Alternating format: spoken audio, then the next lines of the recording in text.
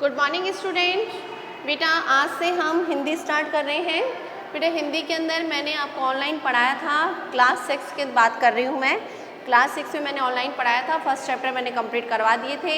Hourly रूप से मैंने जो उसके क्वेश्चन आंसर है वो भी कंप्लीट करवा दिए थे। जो रिटन है, रिटन के अंदर आपको कमला मैम ने कंप्लीट करवा दिए हैं फर्स्ट लेसन के क्वेश्चन आंसर। अब अपन जो आज है वह सेकेंड लेसन स्टार्ट करने वाले हैं। ओके बेटा, तो सेकेंड लेसन का नाम है साहसी नीलू। बेटा एक बड़ी प्यारी सी कहानी है, जिस कहानी में बताया गया है कि एक लड़की है जिसका नाम नीलू है।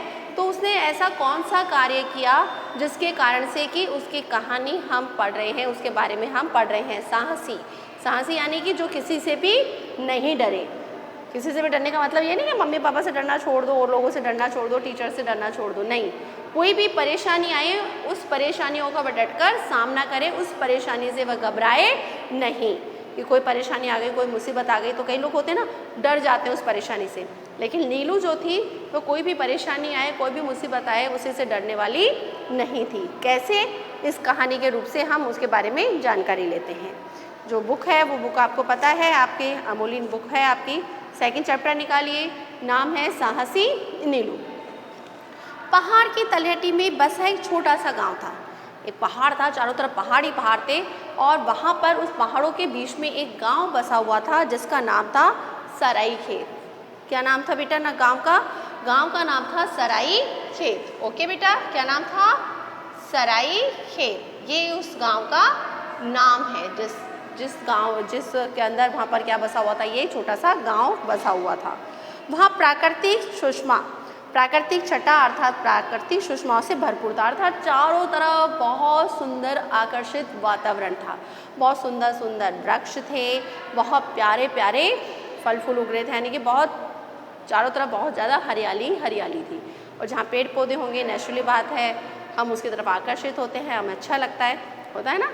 हम ज़्यादातर जब घूमने जाते हैं तो कैसे स्थानों पे जाते हैं जहाँ पहाड़ हो, पर्वत हो और साथ साथ बहुत सारी हरियाली हो।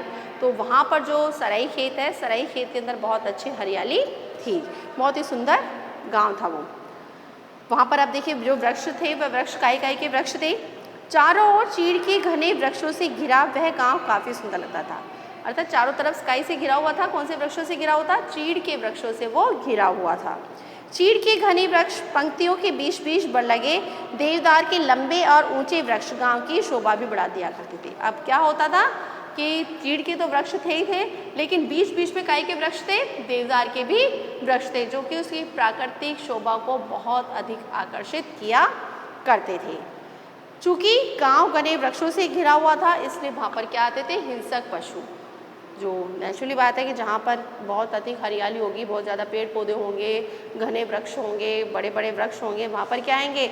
जानवर भी आएंगे। और कैसे जानवर आया करते थे यहाँ पे? हिंसक यानी जो हिंसा करने वाले, जो छोटे छोटे जानवरों को उठाकर ले जाया करते थे, ऐसे हिंसक पशु वहाँ पर आया करते थे। बाघ द्वारा कुत्ते एवं छोटे छोटे जानवरों को वह क्या करते थे? तब तक मारकर उठाकर ले जाने से गांव में बड़ी समस्या होती है। छोटे छोटे जो जानवर थे उन जानवरों को वो क्या करते थे? हिंसक जानवर आते और उन जानवरों को उठाकर ले जाते थे, जो कि गांव वालों के लिए बड़े ही परेशानी का कारण थी। यानी कि जो गांव वाले थे काहे से परेशान थे? हिंसक पशुओं से बहुत अधिक परेशान थे। क्लियर बेटा, यहाँ तक समझ में आ गया? आगे चलते हैं। गांव में कुल मिलाकर 15-20 परिवार रहा करते थे, क्योंकि छोटा सा गांव था और गांव के जो लोग रहते थे, कितने लोग रहते थे? यानी कि मुश्किल से 15-20 परिवार रहा करते थे, 15-20 फैमिली उस गांव में रहा करती थी। खेती ही सभी के जीवन यापन का एकमात्र कारण था। यानी कि जब जीवन जीने के लिए पैसों की ज़रूरत होती है और वह पैसा काहे से कमाया जाता था? खेती करके अपने जीवन यापन वो किया करते थे। उनका और कोई रोजगार नहीं था, उनके पास में क्या रोजगार था? खेती करना और अपना जीवन चलाना। खेतों में दिन भर खूब खेती करते, खूब मेहनत करते और शाम को रूखा सूखा खाकर चैन की नींद सोते। यही उनकी क्या थी? दिनचर्या थी। यानी सारे दिन भर तो खेतों में क्या करते थे? काम किया करते थे और रात को चैन से सोआ करते थे, यानी नींद लिया करते थे। जो भी उनको मिलता था अपने जीवन से वह क्या थे? संतुष्ट थे। दिसंबर जनवरी के महीने में भारी हिमपात होता था। और जनवरी और फरवरी में क्या होता था? दिसंबर जनवरी में क्या होती है? ठंड पड़ती है ना, तो वहाँ पे बहुत ही ठंड पड़ा करती थी। और जहाँ पर हरियाली होती है ऐसे स्थानों पर ठंड अधिक पड़ती है। तो वहाँ पर बहुत अधिक क्या पड़ती थी, ठंड पड़ा करती थी। और जिसके कारण से कि ठंड पड़ेगी तो क्या होगा, हिमपात होगा यानी कि बर्फ़ पड़ेगी। तो वहाँ पे बहुत अधिक दिसंबर और जनवरी के महीने में बहुत अधिक बर्फ़ पड़ा करती थी। सड़कों पर जमी मोटी बर्फ़ को पिघलने में कई दिन लग जाते थे। सड़कों पर भी बर्फ़ पड़ जाती थी जिसके कारण से कि उस बर्फ़ को पिघलने में काफ़ी समय लग जाता था, काफ़ी दिन लग जाते थे। इस समय जनजीवन बिल्कुल रुक सा जाता था। बेटा चारों तरफ जब बर्फ़ ही बर्फ़ होगी तो लोग अपना जीवन कैसे व्यतीत करेंगे, कहीं जा नहीं सकते, कहीं आ नहीं सकते, खेती नहीं कर सकते, कुछ नहीं कर सकते, क्योंकि चारों तरफ बर्फ़ ही बर्फ़ होती थी। तो उनका जीवन क्या हो जाता था, एक तरीके से रुका सा हो जाता था, रुक जाता था उनका जीवन।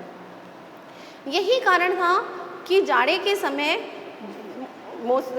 मौसम में आने से पूर्व ही गाँव के बड़े बूढ़े ढेर सारी लकड़ियाँ काट कर इकट्ठी कर लेते थे।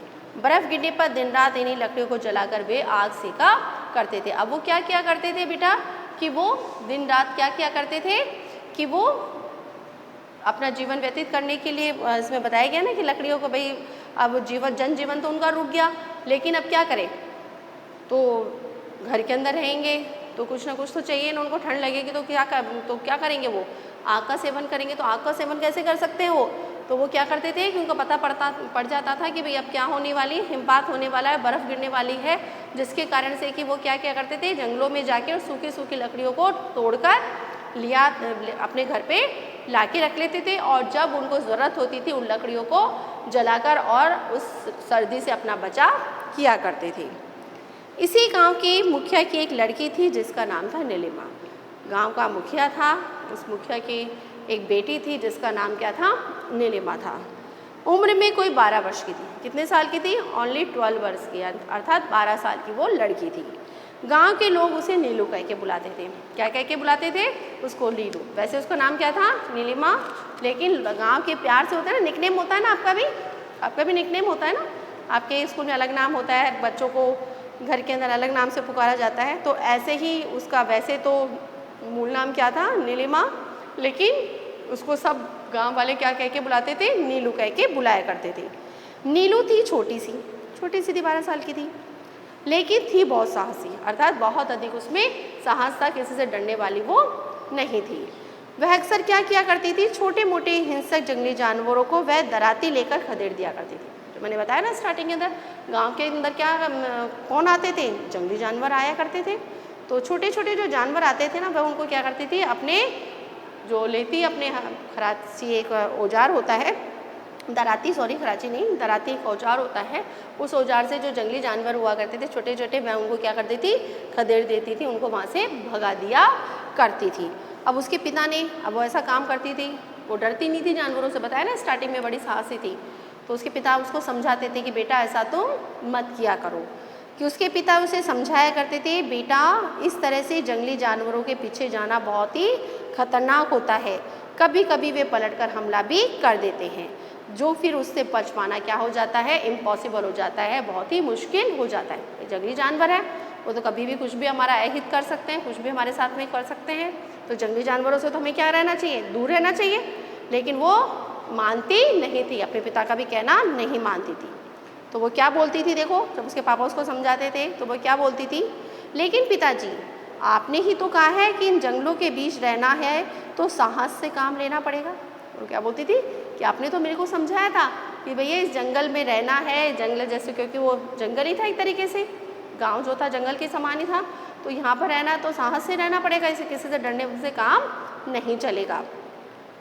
यह सुन के उसके पिता क्या हो जाते थे, निरुत्तर हो जाते थे, अर्थात उनके कोई भी उत्तर उनको नहीं मिलता था, कि उन्होंने तो समझाया था कि हमें किसी से नहीं डरना है, साहस से काम लेना है, कोई भी परेशानी आए, मुसीबत आए, उससे मुकाबला करना है, कोई भी जंगली जानवर आए तो उससे डरना नहीं है। तो वो बोलते हाँ समझाया तो मैं नहीं था, तो वह क्या हो जाते हैं, चुप हो जाते हैं।